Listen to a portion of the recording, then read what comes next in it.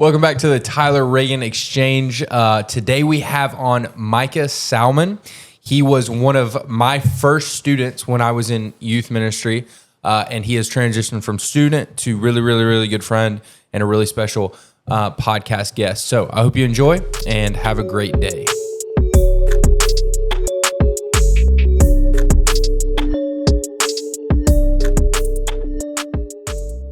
I'm just going to be like, this is Micah.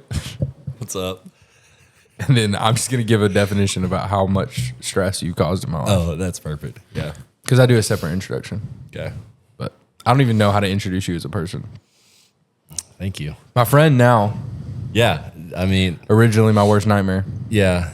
And then like simultaneously your friend. And worst nightmare. Yeah. And then like And then just friend, I feel like recently. You don't cause me issue. No, not I feel like if you live closer, you might. Oh, absolutely. if you lived around, I'll be like, oh, there he goes again. You just give me no problems on 2K.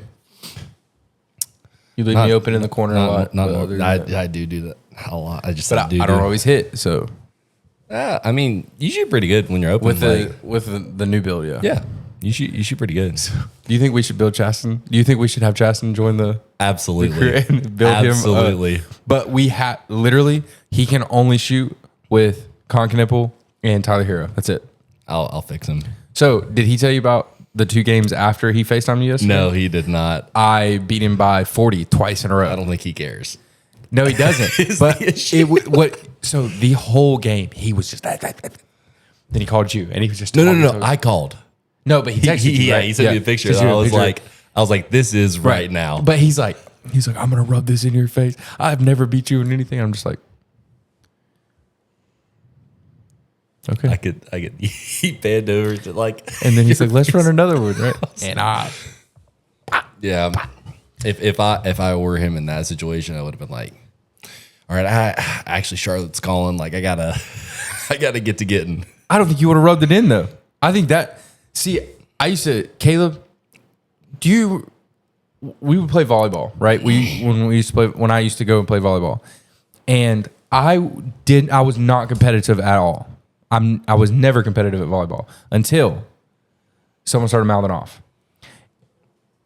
Right or wrong, Caleb, and then as soon as that mouth started running, I'm like, all right, it's time. Yeah.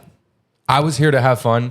Now I'm here to make you cry. I'm never the type to like rub something because I only talk when I know I can back it up. Right. I'm like, if I don't know if I can continue this, like you could talk in 2K. Go true. But that's like if I was in Chasten shoes. Right. It's like there's always another game. Like, even like sports, like I never really talked unless like I knew I could keep it up. Right. So you're only talking if you're gonna win. Oh yeah. Like I'm only talking if I'm confident that I'm better than you. That's why, like, you're obviously you graduated from state, right? Mm-hmm. So you're a state fan. Yeah. When have you ever been like, as a state fan, like talking crap to another team's fan?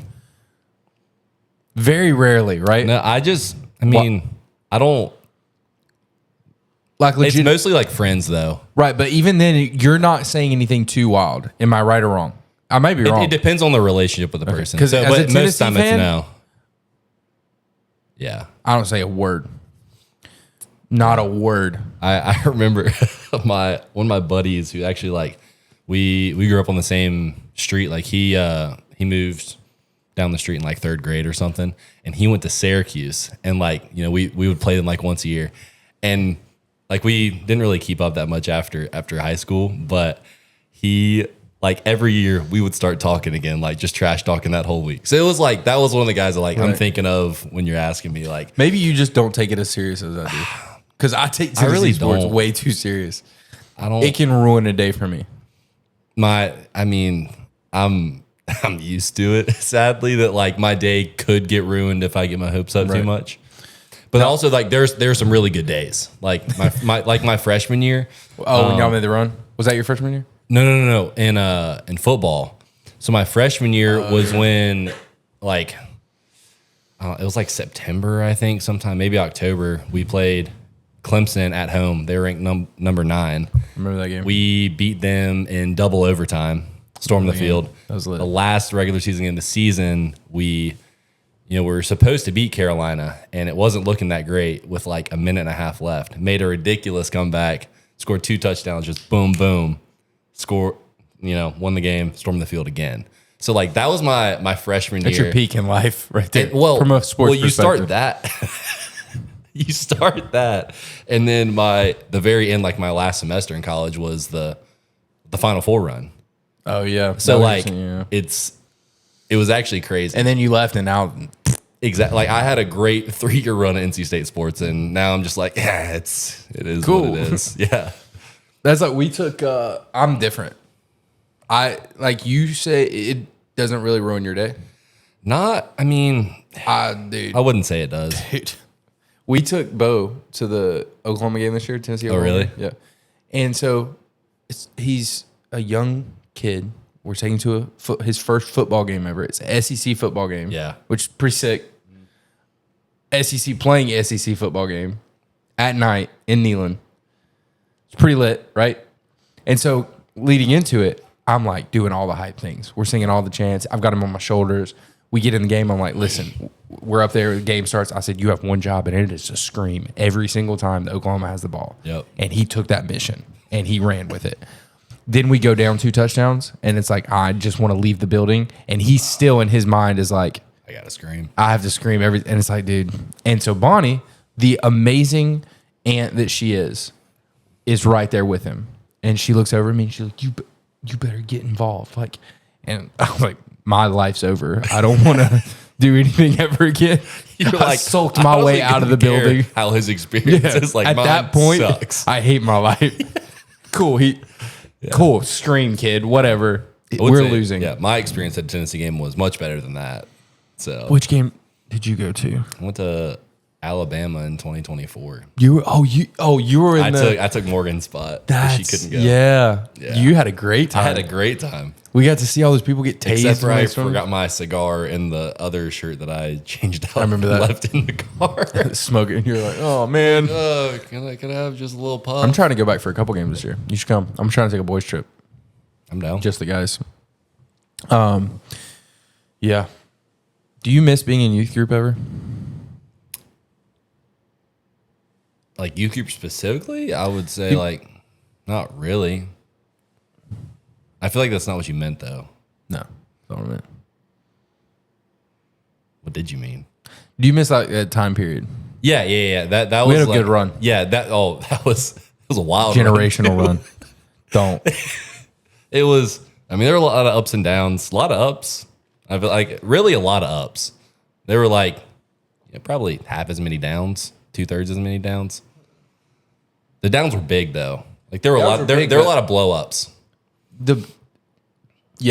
When you messed up big. Well, not just me. Yeah, we're only talking about you right now. Yeah, in totality. I thought we were talking about the whole. Okay, no. Yeah. In totality, it was. I would say for you specifically, it was like 80% good. Oh yeah, and 20% bad, but the 20% was. Yeah. Some of the dumbest things you could do. So, it made that 20% seem a lot more. It did. I think it's because of like the time period that it affected. Yeah, it was a weird time. It also like it affected a long time period. There were a couple of things that like affected like months. And then I just had to deal with it for months and years. Yeah. And you were like, I'm going to college, bye. Exactly. Screw you. So when you let's talk about ministry for a little bit. When you accepted Christ and started going down like doing the youth thing, one of the first things you were considering was ministry, right? Full-time vocational. Yep. That shifted, obviously. You have no issue with full-time vocational, right? Not at all. But that was just not the avenue you wanted to go down. So walk me through, and we've kind of walked through this, but I'd be interested to hear this in its fullest. Walk me through, I want to go into full-time vocational ministry to I'm now living in Raleigh working for MHC. It's a Kenworth semi-truck dealership, and I am the assistant service manager. Okay, so going from that to that, walk through that whole road. So because a lot of people have an experience are like, okay, now I have to go into full-time ministry. Yeah. And then it goes nowhere or it does what. Yeah. So I think honestly, like right off the bat, it was a lot of my reasoning for wanting to go into full-time ministry was like trying to create the same environment almost as the youth group. And not even just like at the end of the path, but also like throughout it. And I think kind of like my easy button for that was just like, oh, I'm just going to go to Liberty. So when I was kind of weighing my options there, I was honestly pretty much 100% like planning on going to Liberty. Did you apply and get in? Yeah. Okay. Yeah. So I was like set to do it. And I was going to go like double major in business and ministry. I don't remember which like specific like sect I was going to pick, but was like going to go do that. Cause basically I had like, you know, if like there's levels of Christian community, I was like either go to like Liberty and it's here, or I can go to like a public, you know, state school and it's going to be here. So that was kind of my whole reasoning, and I had like some evidence to back that up. But then it changed when one of my, at that point, he really wasn't one of my like that good of friends. I knew him because, you know, he was like a solid believer. He was a year older than me in school. We'd played on sports teams together. I know who you're talking about. Blake Sullivan. Yep. Which I actually live with right now, which is crazy. I don't know if you knew that. That was the move? For a short period of time, I'm living with Blake. No way. Yeah. You're lying. No. How did I miss that? Yeah, I don't know if I ever like specifically, well, like I was kind of not telling you too much because like you were trying to move at the exact same time. Like we were moving over the same weekend. Yes. So, because you texted me. It's like, why are you not here?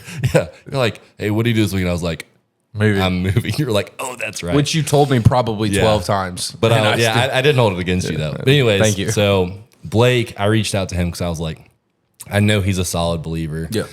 He had, you know, been at state for whatever it was, a semester at that point. So basically like called him or texted him and I was like, hey dude, like I kind of want to know what does like Christian community look like at state. It was kind of a weird time too, because that was like midst of COVID. So they like tried to go to school and then like end up getting sent home. It was actually over Easter weekend, my senior year. It was also the same weekend as the Final Four that year. So that was when, what was it? That was like when Jalen Suggs hit the game winner. Yes. I want to say it was UCLA. Okay. Yeah. But anyways, like it was that whole night. He basically had a bunch of his like college friends back home for that weekend to like stay at his house. So there was probably, I would say right about 10 guys over there, maybe including Blake. I don't remember. And I just like went over there. He was like, dude, like come meet these guys. Like just come hang out. Like you'll see like these are the people that like I call like my brothers right now. So I went over there and there's actually a guy who's really good friends with Blake. His name's Trevor, and he was living in Raleigh doing Liberty Online. Is actually now a youth pastor down in South Carolina. And we basically like, I talked to everybody, but I probably talked to him for like 45 minutes just about like kind of what led him there. And basically from like that, I would say like that night on, I was like I put Liberty on a pedestal as far as Christian community goes.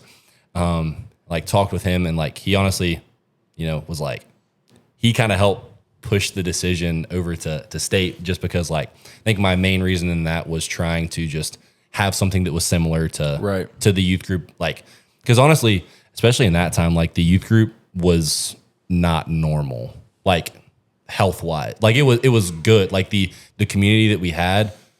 Yeah. Like, I don't think it was not a normal youth group. Like as far as like my friendship with Chaston, with Jacob, like a lot of guys like that were like actually serious, or like, you know, they were serious enough where we could have intentional conversations, like confess sin, stuff like that, try to hold each other accountable, especially for being, you know, 16, 17, 18-year-old dudes. I feel like that wasn't really a normal thing. So I was kind of just trying to like grasp whatever I could to put that somewhere else. And so that was kind of, I think, my main goal in it. And then really just realized that, honestly, through that conversation with Trevor too, like, I can do ministry, however, even if I'm not in vocational ministry. Right.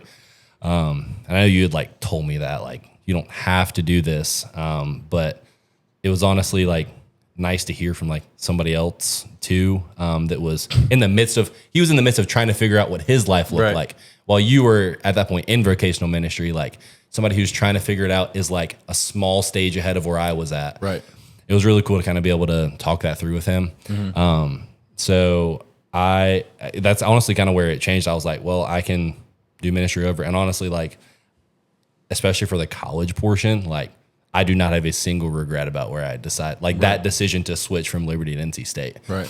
Like, decommit from Liberty. Basically, like, I was like, I'm just going to go there, you know, had like enough scholarship where it was going to be not the same, but like moderately comparable. Right. It wasn't like I'm just paying, you know, out the butt for Liberty. And honestly, like, it was great. Like, my first, actually, the beach trip, before I went to college, where everybody got COVID, I was included in the everybody. And it's one of the worst weeks in my life. It was, yeah, changed your life for sure. And so I got sick, and I was actually like, I didn't go to the first 2 days of my freshman year. My bad. No, it's okay. I don't regret it, but it's just crazy that, like, I was supposed to move in on like either Friday or Saturday, and like we literally moved in like Tuesday morning. Gotcha. So I was like getting set up Tuesday. My parents were there and everything, and then I don't even think I went to one class, but I had like emailed all my professors like, "Hey, this is what's going on." Like, and really, you could just say I have COVID, and you were good with whatever at that point in life. Yeah, it was literally like, you could, and it wasn't even like I was lying. Like, I was very right. sick for, I would say, like 2 days. I won't get into like the whole COVID situation, but yeah, don't want to start down. Might get this podcast taken down. Might get taken down. But I was sick. I mean, I don't remember if they made me prove it or whatever. I think you just had to show like a positive, which is crazy. They're like trying to make sure everybody doesn't get positive. And I was like, hey, this is like my test. Like, okay, cool. And then it was either a negative test or like 10 days or something. Right. And like, we got back from the trip like 7 days before I was supposed to move in. Right. So I ended up being like 2 days late. And from that very first day on State's campus, like, Blake was like, hey, there's a big group of people, like, we're getting dinner at the student union, and it was probably a table of, I would say, 30 people. It's just like one long table. There's like a booth on one side to push a bunch of tables together. Okay. Everybody's sitting down. So literally, like, I was kind of also going to college, like, hey, I might try out a couple different, you know, college ministry, see kind of where I fit in. Psych. And I literally just like started hanging out with the Summit people, and then I was like, well, they're not heretics, so like, guess I'm locked. Guess I'm locked. Like, why? I don't know. It just kind of feels like unnecessary at that point. I remember that time period when you were just getting in and like FaceTiming you and calling you a couple times at the beginning. Yeah. And I remember being like, dude, this guy found it. Whatever it is, he found it. Because there was like, you're like, dude, we're out here. And not to say that you weren't energetic in youth, because you were. Yeah. But you were more like, you were excited, but like there was some like, I'm the senior here. I'm not going to act like a fool. True. And as a freshman in college, you were just like, oh, I'm so excited to be here. This is the best thing ever. And I remember like, dude, that's great. He found it. Yeah. Also, this is, I mean, kind of, I don't know if that like kind of part's over, but kind of a tangent. So my very first week of school, so I get there on a Tuesday. Have you ever heard of a game called, oh, you definitely have, called Hostage? Yeah. Yeah. So that was my introduction to Hostage, was like, I think it was Saturday. I want to say Friday or Saturday night. Mm-hmm. It was that first weekend that I was there. I hadn't even been in Raleigh a week. Yeah. And I had my car on campus as a freshman, and like there was way more people than we thought were going to be there. Okay. Like probably had, I want to say like 12 cars of people playing. Like it was like 4 or 5 people a car. Like there was like 50, 60 people there. It was crazy. But basically they were like they're kind of running out of people and then they're like, who else has a car here? And I'm like, me, I'm like, okay, cool. This is, here's your team. And I'm like, oh, frig. And for, the people who don't know what hostage is, basically you get in a car, you have the person driving, you have a quote unquote co-driver who's responsible for kind of trying to help navigate. Then you switch your hostages with another team. So like normally 3 people, because you don't want to leave just 2 people by themselves. It's like 3 people will go and you switch with another team, and then you go and drop the other team off. You then you have a set time limit, 5-7 minutes, something like that, nothing crazy. And then you let your people out. There's a timer.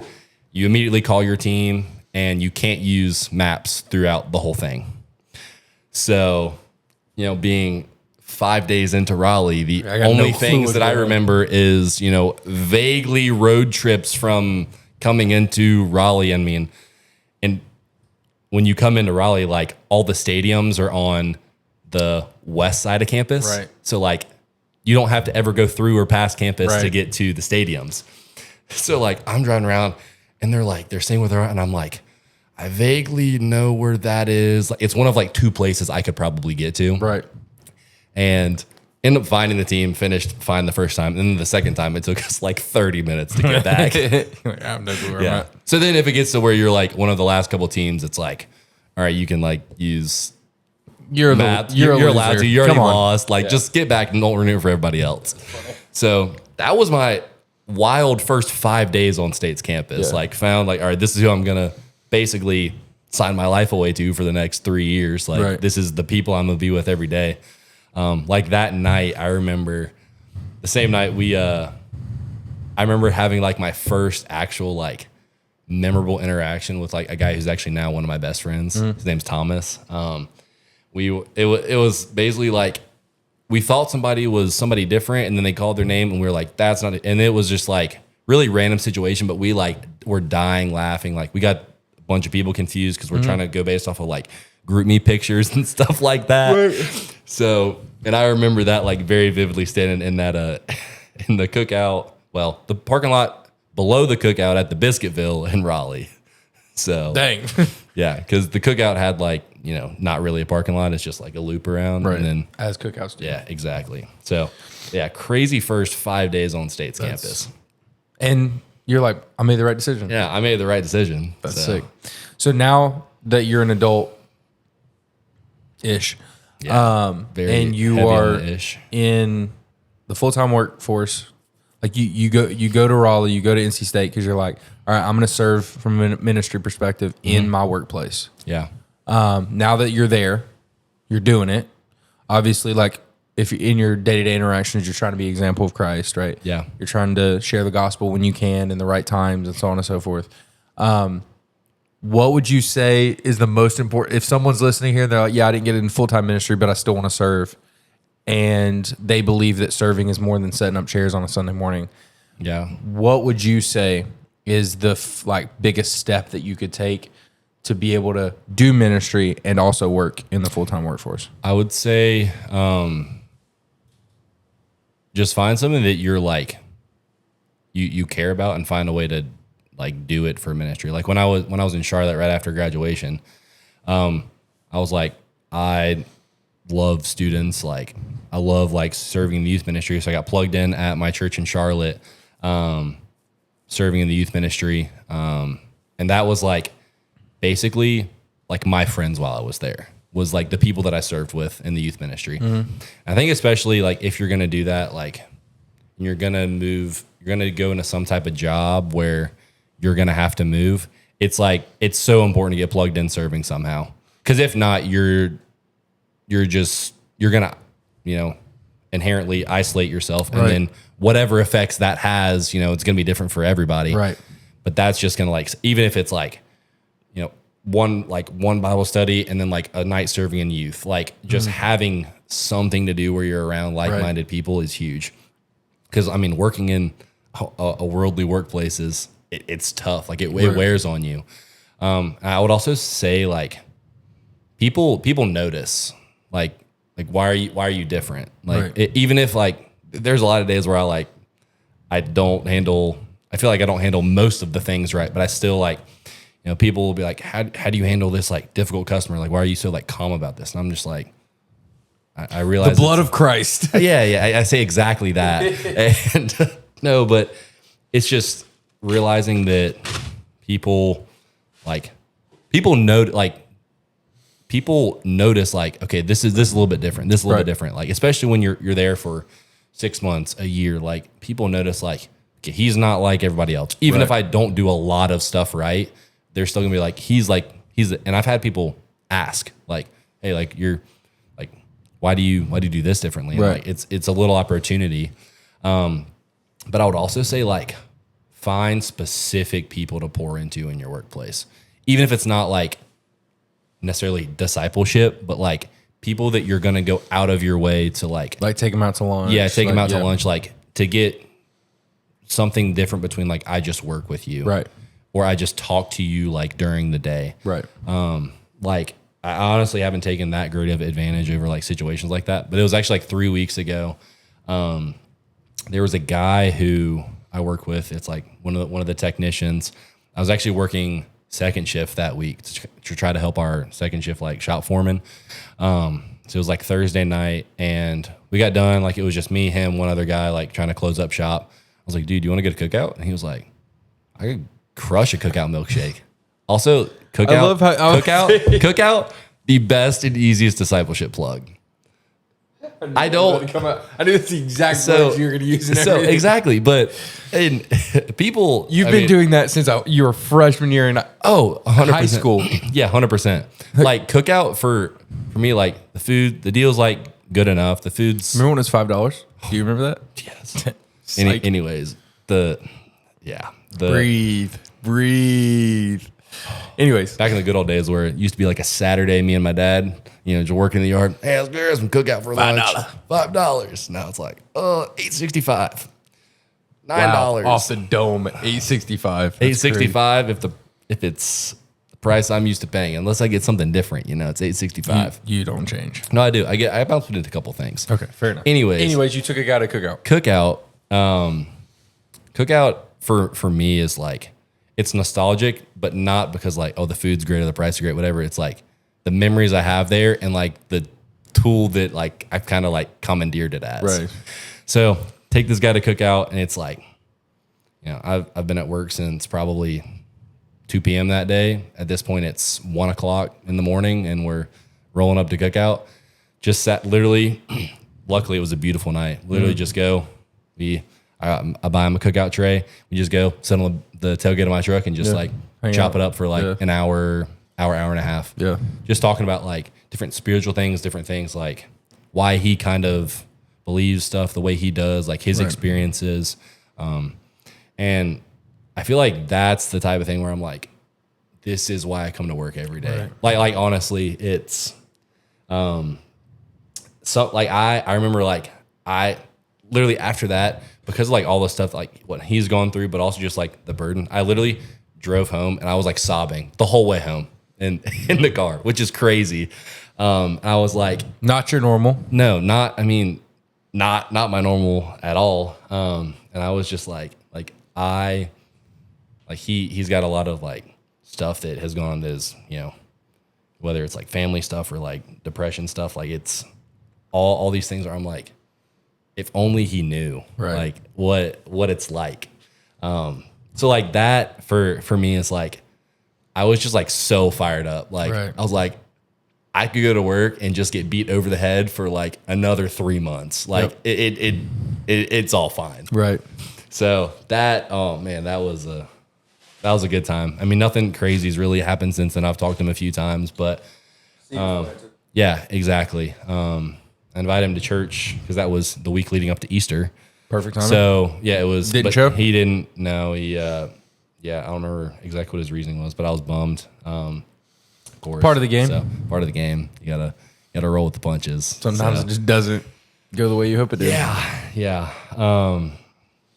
So yeah, that's why I love cookout is for stuff like that. We had some. When you mentioned cookout, and I'm not gonna say I zoned out for a little bit and started thinking about. I came back pretty quick, but I did zone out for a second. You're allowed. And I started to think about how much time we spent in that Kernersville cookout. Or with that Kernersville Cookout's food somewhere else. True. Yeah. Y'all used to bring it to my apartment all the time. That was like a post game staple. Right. Was I just getting zoned cookout out and I coming started over. thinking about all those different places filled and all the seats filled and all, man, good times. Yeah. And then I started thinking, dude, we should all show up back up one day. And then I was like, nobody'd show up. Nobody would show up. It'd be me, you, Jacob would probably show up. Yeah, just got to catch one night. He's not working. Yeah. Dang. Good times. But, well, where are we at on the timestamp? 30 minutes? Actually, We good. used to- I thought we were farther. Yeah. I was worried. But then I realized that Garrett said he had plenty of time. Yeah. What's your plan for work? Are you still planning on staying there and grinding it out for a while? Well, Are they going to listen to this podcast? Probably. I mean, I don't know. They're not. Nobody's To answer going that to. question, no. To answer that question, I don't know why I thought about it. No, unless I tell somebody to. But honestly, the plan is I'm probably moving in like 3 months. Where? Don't know. Far away? I don't know. Are you with the company you're with? Yeah. Okay, Yeah. cool. So, I should know in like right about 2 months, kind of where my options are. Why? What do you mean? Like, are they like, hey, it's time, you can't stay in Raleigh anymore? Or is this you kind of pushing for? So something? it's pretty much like it's baked into the program that once I'm an assistant for like 18 months, like that's when it's like, all right, let's find out where he's going to go. So I would say, let me think of when it is. I think July 20th will be my 18 months in Raleigh. So at that point, it's going to be like, I'm probably going to be moving very shortly after that. But the reason I don't necessarily know yet is because there has to be like an opening there. So an assistant they can kind of make a spot for you. If I'm like, it'd be a promotion. So like I'd be going to be a service manager by myself somewhere. So there's only, I can't go somewhere where there's already somebody. Correct. So, that's why I don't know yet. And the landscape could change in the next month and a half, 2 months. Right. Before that conversation between, my HR lady and the company executives basically, about placing all of us in this program. I think there's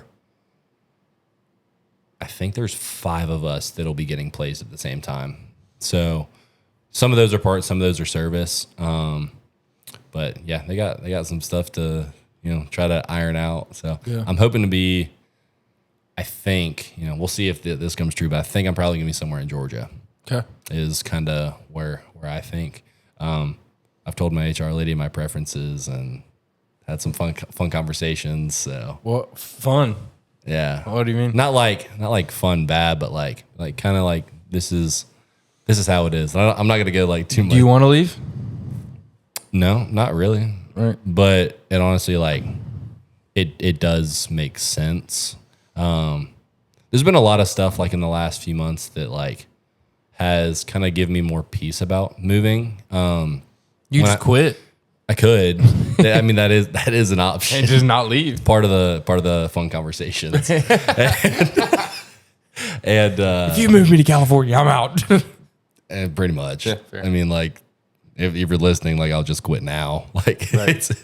if that's a problem. But, yeah, I basically, like, told him, like, hey, like, I really want to be, like, in these couple regions. Mm-hmm. Like, if it comes to something else, like, we'll have to figure something else out. Right. Like, I don't really, that's not what I want my life to look like. But,